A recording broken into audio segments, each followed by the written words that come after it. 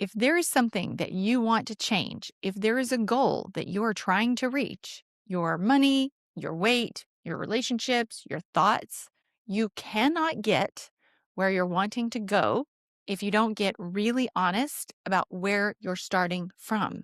You've got to be willing to actually see what's going on first because you can't clean up what you can't see.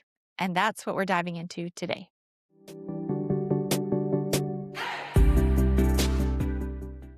Hey, friend, welcome to the show. Today, we are talking about something that is very simple, but not always easy. And that is the idea that if there is an area in your life where you feel frustrated, you feel stuck, you feel like things just aren't moving the way they should, the very first step is not to just try harder to start to fix it. Instead, it's actually figuring out what is actually happening now. So we're going to call this an audit. And I know that doesn't sound sexy. It does not sound fun, but I'm telling you, this is where everything will start to change. So I'm going to use a weight example here, just because I think that's something that every woman on the planet can relate to, but it could apply to anything. Okay. So let's just think back to one of those moments where you're in front of the mirror, you're getting dressed, and something you have put on doesn't fit anymore, or it doesn't fit the way you want it to. And later you're having a conversation with your friend and you're like, I just don't get it. I don't eat that bad. I eat pretty well. I exercise. I'm not just sitting around doing nothing. And all of that probably feels really true and it sounds really true to you. But here's the thing, your brain is really good at remembering the salad. It remembers the walk you went on. It's really good at remembering all those good things you did. And it's also really good at kind of glossing over the rest of it. Look, we are busy ladies and we have a million things going on, right? So our brain is not keeping a detailed log of every bite you took, every time you skipped a workout, every time you added a little more ranch than you really needed. And our brain is also there to protect us, right? So it wants you to stay safe and comfortable. And it's much more comfortable to allow yourself to believe I'm already doing everything I can. Because if that's true, then nothing extra is required of you, right? You don't have to change anything. You don't have to look closer. And your brain is like, perfect, let's go with that. That's what we want to do. Stay comfy. Let's not do anything hard. I know for me, I can default to that. I eat pretty healthy. And that is true most of the time. But then there are all the little things that really add up. The extra serving of rice with dinner, the ranch, the lots and lots of ranch on the salad. I do that a lot. The handful of cheese I added to the salad, the grabbing a Twix and a Sprite when I'm in line at the grocery store, or a bag of chips. Sometimes I skip a workout. Sometimes I skip a couple of days in a row of workouts. And none of those things on their own feel like a big deal, but they all add up. They are the reason that I either gain weight or I maintain instead of losing it. And it's just so easy for me to default to, no, but I eat pretty good without actually seeing the full picture. So this is where your audit comes in. In an audit, you are not trying to fix anything.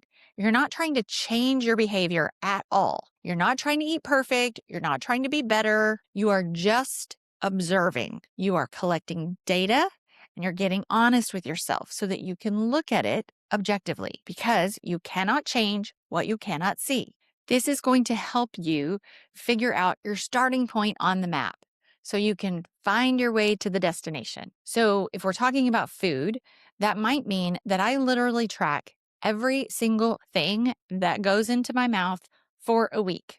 And I mean everything, every bite, every snack, every drink. I like to use an app called MyFitnessPal. Anytime I know I need to dial it in, I start using that app and I track my food and I look at the calories and I look at the protein and I look at all the things. But it doesn't have to be that sophisticated. You can literally write it in a notebook.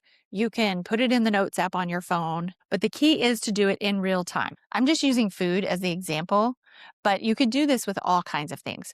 Same thing with money. Let's say you're spending too much money or you feel like you just don't ever have that extra that you'd really like to have. And you think, man, I really don't spend that frivolously. I really am pretty intentional about my spending. If you force yourself to start writing down Every time you spend any money, whether it's cash, debit card, credit card, whatever, and you do that for a week or a couple of weeks or a month, you will see where you are spending money that you didn't quite realize and how those little things add up. You can do this exact same thing with your thoughts, writing down your thoughts, observing what it is you're actually thinking about most of the time. And is it positive or is it negative? And at the end of it, you're so much more aware. And I will tell you, every single time I do this, I'm a little surprised. Like, I feel like if I'm in kind of a weight loss mode and I'm counting my calories, I get so good at it, right? I've done this so many times throughout my life, as most women have. But what we don't realize is when we aren't counting, again, that serving of rice, it just kind of creeps up slowly. That amount of ranch dressing just creeps up slowly. And when I start to actually measure how much rice I'm using or how much sweet potatoes or how much cheese or whatever, it's pretty easy to see really quickly, like, oh, that healthy salad, not so healthy, actually. And again, this isn't all bad news. This is the good part because once you see clearly what it is that you're actually doing, you can also see exactly where you need to tweak it, where you need to cut back or change some things. And all of those little things that added up and got you headed in one direction, if you tweak them, they can add up and point you completely in the opposite direction. Small changes and small adjustments can have a huge impact over time, but it's hard to make those adjustments if you don't know what you're actually doing. Now, here's the beautiful thing. After you do this audit, you don't have to change anything, right? I might look at everything that I tracked through the week and I might think, okay, I am actually eating a little more than I thought. I'm indulging more in this area or that area than I realized. And you know what? I think I'm okay with that. I actually don't want to change those things right now. And that's totally allowed, 100%. It is my decision. And that's not failure, it's power. Because now, whatever I decide, whether I decide to tweak it and cut back, or if I decide to just keep going like I'm going and accept the weight that I'm at right now and just decide that I'm comfortable with it, it is a decision that I'm making on purpose. It is an informed decision. And it's not just living in this false world where I don't have any control and I just don't know why nothing's changing, right? I know exactly why, and I get to choose how I want to deal with it. And that is a completely different energy. It is powerful instead of powerless. So I want you to stop guessing and start observing. And again, we're not judging. When we do an audit, we are not judging ourselves. We're not beating ourselves up. This is not about proving that you're doing something wrong. It's just data. That's it. And then you use that awareness as power, not punishment. So what's an area for you right now that you wish was a little different, or you feel like, man, I feel like I'm doing the right stuff here and this thing just isn't changing? Take a deep dive. Really look at it. Do an audit. For food, maybe you track everything you eat and drink for a week.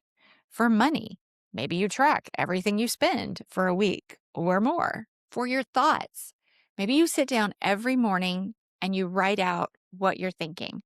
Or in real time, you add to your notes app every time you have a negative thought about yourself or your spouse or someone you work with. Or maybe you struggle with time management and you do a time audit where you literally write down for several days what you're doing all day long, what you're spending time on, whatever it is that feels most relevant to you right now. Just track it. Be honest. Do it in real time. No fixing, no changing, no trying to be perfect. Just notice, just see it. That's it. All right, I have a favor to ask. If you are listening to the podcast, would you please scroll down and give me 5 stars and write a quick review? It doesn't have to be lengthy. Just say something nice. It really helps the show get discovered. And I love seeing what you guys have to say. And if you're watching on YouTube, leave me a comment. Tell me what you thought about the episode. I would appreciate it so very much.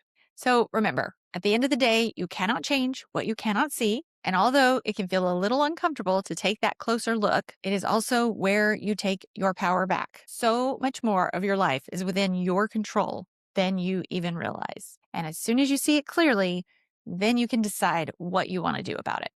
That's all I've got for today, y'all. Go be fabulous. Make sure you take my free Shift Happens quiz to find out what you're really craving next in midlife. Or if you think you might be ready to dive into one-on-one coaching with me, book a free clarity call. You'll find both links right below the video.